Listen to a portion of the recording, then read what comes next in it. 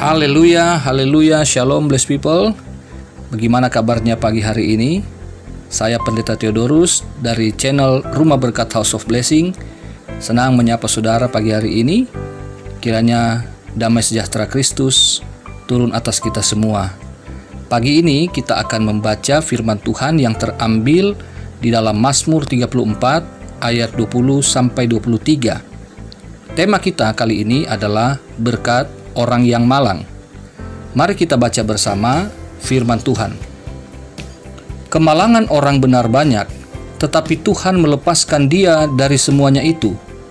Ia melindungi segala tulangnya, tidak satu pun yang patah. Kemalangan akan mematikan orang fasik, dan siapa yang membenci orang benar akan menanggung hukuman.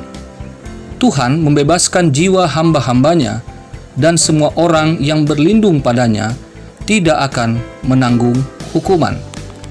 Saudara yang terkasih dalam Tuhan, seringkali kita mendengar ada orang-orang yang berdoa menolak kemalangan datang menghampiri kehidupan anak-anak Tuhan. Mengapa demikian?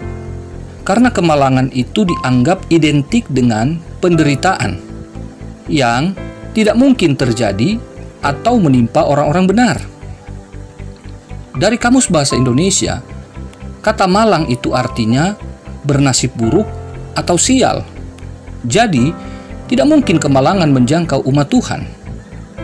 Tetapi Daud justru menulis Mazmur ini karena berdasarkan pengalaman pribadinya. Pengalaman yang mana? Pengalaman dari apa yang kita baca satu pasal ini menunjukkan bahwa Daud telah berkali-kali mengalami kemalangan dalam hidupnya, berupa dikejar-kejar musuh, mengalami sakit penyakit, dan lain sebagainya. Dan itu semua mendatangi Daud berulang-ulang, bukan sekali, tetapi berulang-ulang kalau kita membaca sejarah kisah hidup Daud. Namun demikian, Daud membedakan kemalangan yang dialami oleh orang benar dan orang fasik. Perbedaan tersebut dapat dilihat dari hasil akhirnya.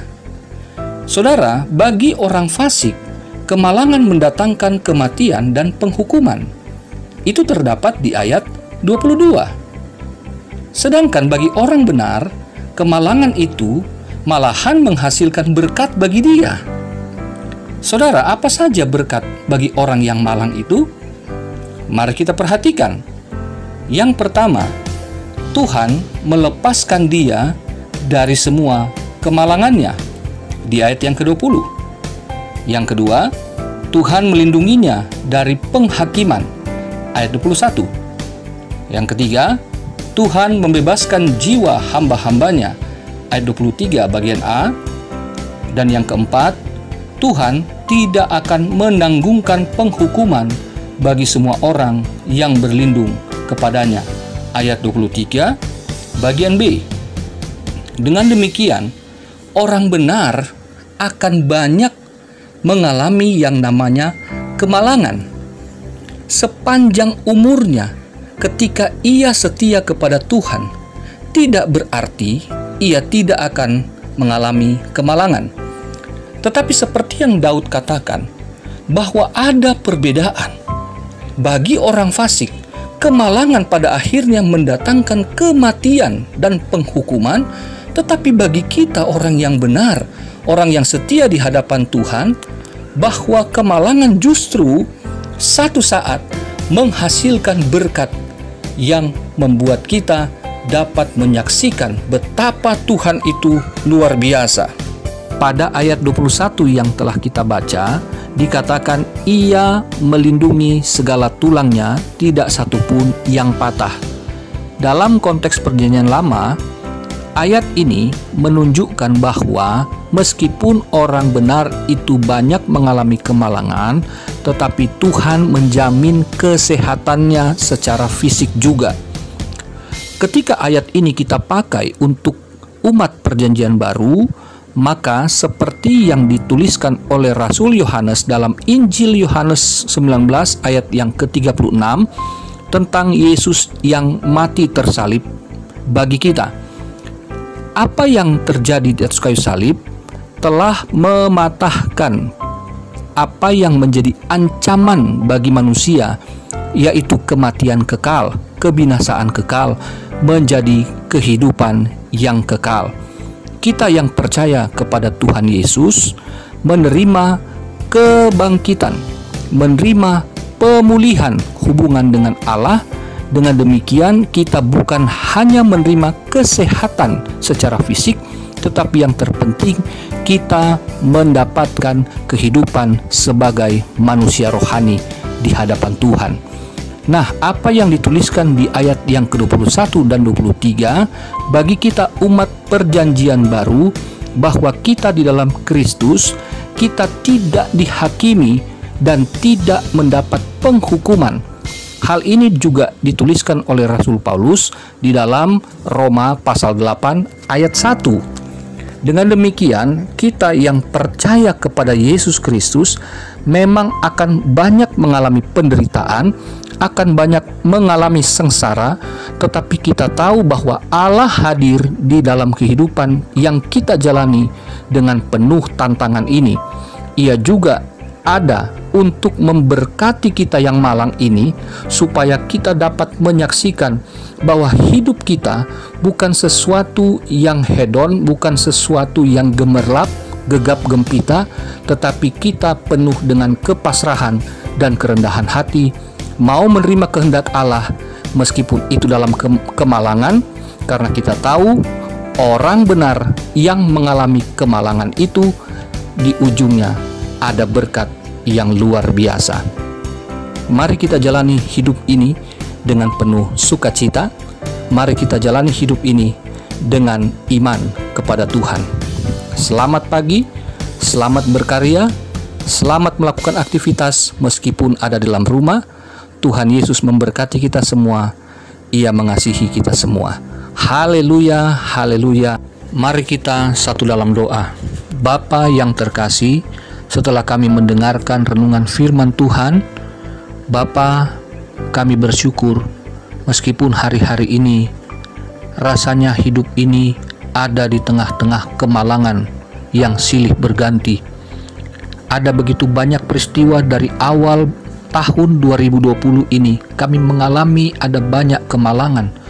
Tetapi kalau kami masih ada sampai hari ini, itu membuktikan kasih setia Tuhan tidak pernah berkekurangan dalam hidup kami. Tepat pada waktunya, pertolongan Tuhan selalu menjadi bagian kami di tengah-tengah dunia yang begitu banyak penderitaan. Tetapi kami mau dengan kerendahan hati, kami mau dengan iman, percaya, menerima apa yang menjadi kehendak Allah, bahwa mengikut Kristus tidaklah mudah.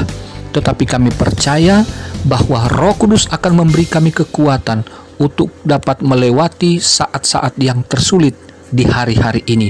Kami percaya Tuhan punya rencana yang luar biasa bagi kami, bagi keluarga kami, dan terlebih bagi bangsa kami.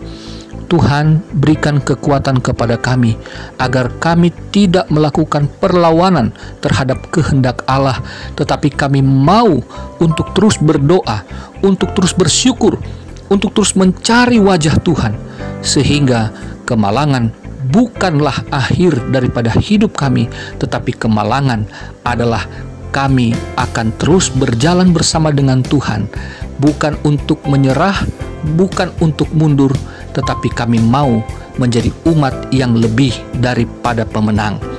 Terima kasih Bapa, berkati kami pagi ini, berkati setiap apa yang menjadi aktivitas kami, meskipun terbatas, tapi kami tetap bersukacita karena kami bersama dengan Tuhan, bersama dengan keluarga kami dapat untuk selalu bersekutu di dalam Engkau.